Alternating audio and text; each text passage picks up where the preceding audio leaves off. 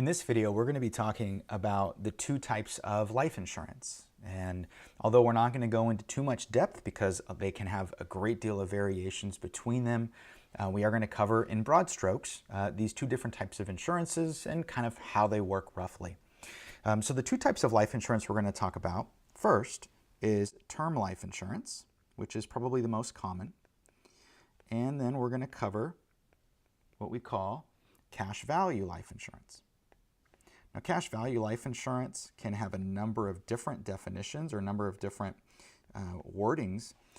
Can be whole life, cash value, can be a number of different things. Universal life is another example of them. So there's a lot of different variations, but there are some commonalities within those variations. So we're going to start with kind of the basic concept of insurance, right? So if you're familiar with the concept for insurance, it's designed to accomplish a couple of things. So the general purpose is to do two things. One is to do what we call transfer risk, which means I want to take the risk that I have over the course of just my day, and I know that I incur certain risks by doing things like leaving my house, for one, crossing the street, operating a motor vehicle, flying to another location, and those are risks that we generally willfully accept because we know that we have to incur some element of risk to be able to do things. And so because, though, something bad could happen and we don't know what that could be, we want to transfer the risk a little bit. And so in this case, we're talking about death. And in the event that happens, I don't want to necessarily leave my family with all of the different things that they have to be responsible for, which can include funeral expenses, and then obviously you have the ongoing expense that the family now has to incur of just running a home and those sorts of things. So what we can do is we can transfer risk to an insurance company. And we in turn can allow them to cover some of that risk, so it's not so significant on us, or at least a portion of it. The other element is it helps us to reduce risk to an extent. And so instead of, again, us incurring all of the risk associated with those particular expenses, we can thus reduce our risk and keep it to a very manageable amount, right? So if we had some cash set aside to cover, whether it's maybe burial, then maybe we just want to insure for a lesser amount above that to cover maybe 6 months of living expenses. So that's kind of the general concept here. And so in one end, we're going to pay some type of monthly premium so that we can incur those benefits. Now, typically, life insurances have what's called a policy amount, which is usually paid out upon death, but it kind of varies a little bit. So let's get into some of the different intricacies with term life insurance. Term life insurance is essentially what's called pure protection against some kind of early death. Now, term life insurance gets its name because there are specific durations of time that you're insured, or terms. And so a common term might be 10 years, might be 20 years, or even potentially 30 years. And so what you're doing is you're getting a policy for that amount of time. So it's a specific term. So if anything were to happen within the kind of start and end date, if you will, of the policy, then the policy will pay a premium if you or whoever has the policy or holds the policy passes away unexpectedly. So that's really the concept here, is how term insurance kind of works, if you will. Now, term life insurance does not pay any benefit if no death occurs, which is obviously ideal, but essentially you could go 10, 20, 30 years of making premium payments and get nothing in return, although you could argue that certainly peace of mind is a good trade-off, and I would tend to agree with that. Now, the benefit of term life insurance is the cost of it tends to be pretty low, simply because of the fact that there's no added value besides the initial payment, or the payment upon death. So let's say you get a $500,000 policy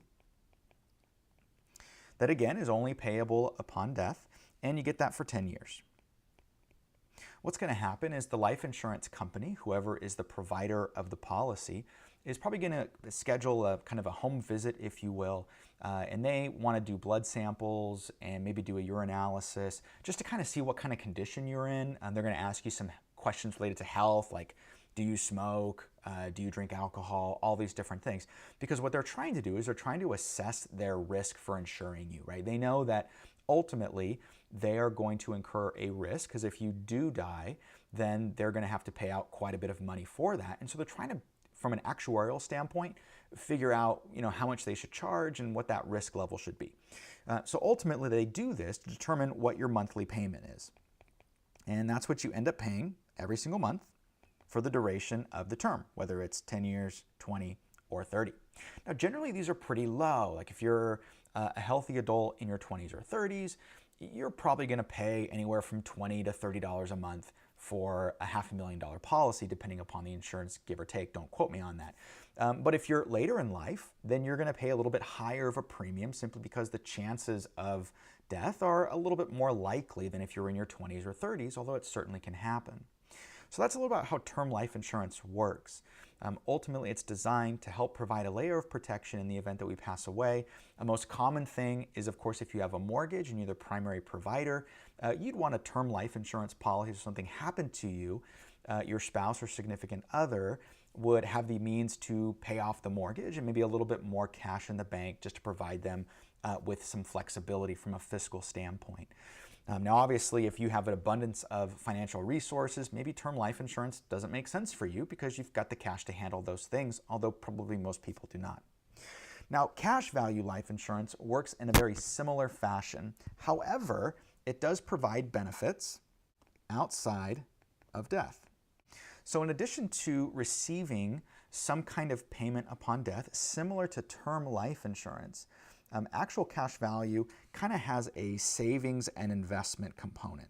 Now, you're thinking, man, this sounds great. If the term life insurance, all I'm getting is payment upon death, I personally don't see any benefit, although I do get the peace of mind of knowing my family will be taken care of. But on the other end, there's nothing that's beneficial for me if in the event that it happens, it's not really an investment, I'm throwing my money away, kind of like renting, I guess you can make that argument. So cash value is clearly the better alternative because it allows you to save money and allows you to invest also and get a better return. Well, hold on a second, because the premiums for cash value policies are much more expensive. So instead of paying maybe $20, $30 a month, you could be spending several $100s a month towards this particular policy because it covers the component that is sort of like an annuity and allows you to kind of save over time. The other thing I would recommend, and again, every situation is different, so it's really hard to blanketly say that cash value is not a good idea, because in certain situations it might make sense, is that the returns oftentimes lag the general market, which means if you were looking at this from kind of an investment strategy standpoint, there might be better alternatives, right? Like investing in, let's say, an S&P 500 index fund that tracks the S&P 500 that generates typically an 8% return over a longer period of time. That might be a better use of money if you're looking at it from an investment standpoint. And so you'll want to make sure and carefully assess whether or not this is a right policy for you.